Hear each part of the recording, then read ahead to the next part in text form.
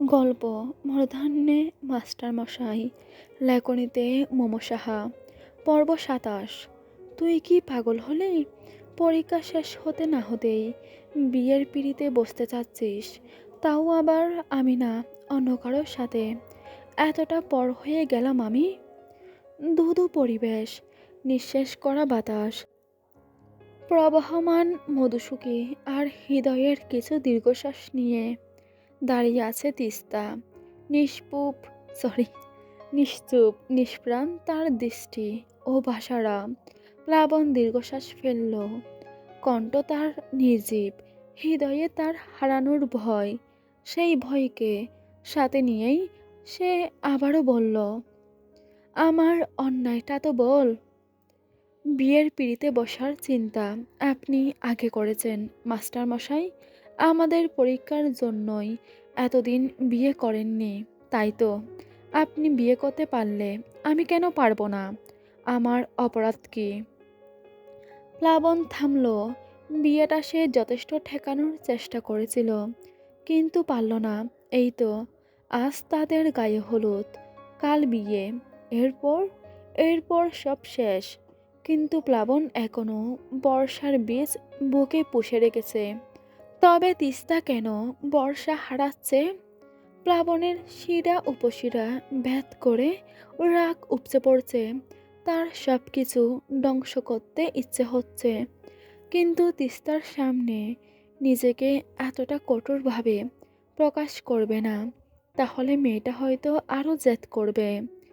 তিস্তা কিছুক্ষণ চুপ থেকে বলতে শুরু করলো, আপনার আর আমার এই জন্মে এক হওয়া হলো না। আমার কিশোরী বয়সের প্রেম এভাবে ধূলিসাৎ হবে আমি ভাবিনি। তবে পরের জন্ম বলে যদি কিছু থাকে, সেই জন্মে আপনি আমার হবেন, একান্তই আমার। সেখানে কেউ থাকবে না, কেউ না। কথা থামালো মানবী। কণ্ঠনালী কাঁপছে। কান্নারা আর বারণ শুনল না, শাসন শুনল না। ছিটকে বেরিয়ে এলো। দিক ভুলল প্লাবন। আঁকড়ে ধরল মানবীকে বাহু ডোরে। কতখানি সময় ব্যয় হলো একান্ত ব্যক্তিগতভাবে। কান্নার বেগ মানবীর বেড়েই চলছে, থামছে না আহ্লাদ পেয়েও। মানবীকে এতটা নিকটে পেয়ে অসংযমী হয়ে পড়ল প্রেমিক পুরুষ। উষ্ণ ছোঁয়া এঁকে দিল মানবীর অদরে। সময়টা আরেকটু ব্যক্তিগত হলো। কিশোরী বয়সের প্রথম এত গোপনীয় নরম কোমল অনুভূতির সাথে পরিচিত হয় তিস্তা। আবেশে বন্ধ হলো চোখ জোড়া, গাল লাল হলো, লজ্জারা আকাশ ছুঁয়েছে। অভিমান কি পাথর হতে পারে আর? সে তো আদরে ছোঁয়াই, গলে পানি। তুমি আমার কথার খেলাপ করছো না বুবু? কঙ্কনার প্রশ্নে খানিক হাসল বিষাদিনী। ঠাট্টার স্বরে বলল, তুই বলছিস অন্যায় করেছি? তা নয়তো কি, এটা অন্যায় হচ্ছে না? তুমি তো বলেছিলে মাস্টার মশাইকে বিয়ে করবে না, তবে তুমিও স্বার্থপর হলে। মাঝে মাঝে স্বার্থপর হতে ক্ষতি কি? কঙ্কনা আর উত্তর দিল না। বিষাদিনীর স্বার্থপরতা মানতে পারছে না সে। একদিন আধার রাতে তাদের মধ্যে যে কথা হয়েছে, সেই কথা এখন আর বিষাদিনী রাখছে না। তবে কি নিজের ভালোবাসার জন্য মানুষ স্বার্থপর হয়? বাহিরে তখন রঙিন কাপড় দিয়ে উঠোন সাজানো হচ্ছে। কাল দুপুরে বিয়ে। বিষাদিনী নিরলস জানালা দিয়ে বাহিরের দিকে তাকিয়ে মুচকি হাসছে। কঙ্কনা আর দাঁড়ালো না সেখানে। গটগট পায়ে বের হয়ে যাচ্ছে বিষাদিনীর ঘর থেকে। তার মস্তিষ্ক জুড়ে কেবল একটাই কথা ঘুরপাক খাচ্ছে, বিষাদিনী বিশ্বাসঘাতক নারী। কঙ্কনার ঠেলে কান্না আসছে। সে বিষাদিনীকে কত বিশ্বাস করেছিল, আর বিষাদিনী কিনা এমন করলো। কঙ্কনা দরজা অবধি পৌঁছানোর পরেই বিষাদিনী চিকন স্বরে ডাক দিল, কঙ্কনা। কঙ্কনা থামল, না চাইতেও সে থামল। এই একটা মানুষ, যে জীবনের স্বাদ গ্রহণ করতে শিখিয়েছে, তবে কেন মানুষটার পিছু ডাকে সে থামবে না? কঙ্কনা থামতেই বিষাদিনী হেসে বলল, রাতের দিকে একবার মধুসখীর ঘাটে ডু মারিস তো, তোদের একটা সত্যি জানাবো। কিসের সত্যি? আমরা আর কোনো সত্যি জানতে চাই না, তুমি পুরোটাই মিথ্যে ঘেরা। কঙ্কনার এমন রুক্ষ জবাবেও বিষাদিনীর হাসি বিন্দুমাত্রও কমল না, বরং হাসিটা আরও প্রশস্ত করে বলল, বকুল আর তিস্তা আসবে, তুই তোরটা ভেবে দেখিস। আমি আবার এখন একটা চিঠি লিখে বাসায় পাঠাবো জরুরি তলবে, কাল সকালে পৌঁছে যাবে নিশ্চিত। এখন আমার অনেক কাজ, তুই এখন যেতে পারিস। কঙ্কনা আর এক মুহূর্তও দাঁড়ালো না, গট গট পায়ে চলে গেল। কঙ্কনা চলে যেতেই ঘরের পেছনের জানালা দিয়ে কেউ বিষাদিনীকে ডাক দিল। বিষাদিনী প্রথমে খানিকটা চমকে গিয়েও ঘাবড়াল না, পিছন ফিরে হাসি মুখেই বলল, কখন এলেন? মাহিন হেসে বলল, মাত্রই। কালকে কি হবে মাথায় আছে তো? হ্যাঁ।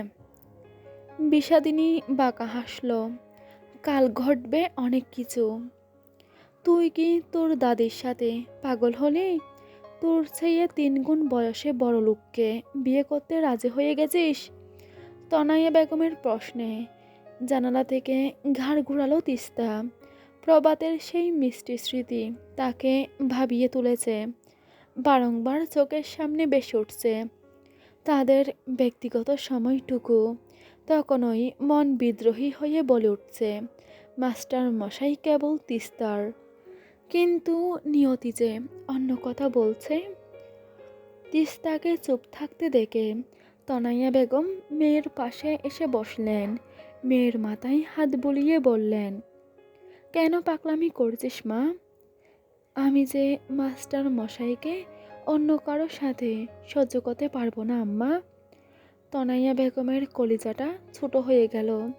মেয়েটা তার একজনের মায়ায় খুব বাজেভাবে ফেসেছে, এই মায়া কি আর কাটানো যায়? খরস্রোতা নদীর মতন মেয়েটা ভালোবেসে মরা নদীর মতন হয়ে গেল। ভালোবাসা বুঝি এমন? আশালতা বেগমের পাটা ধরা বাকি ছিল। তনয়া বেগম আর তার স্বামীর এই কথা কেউ জানল না, কেউ জানবে না।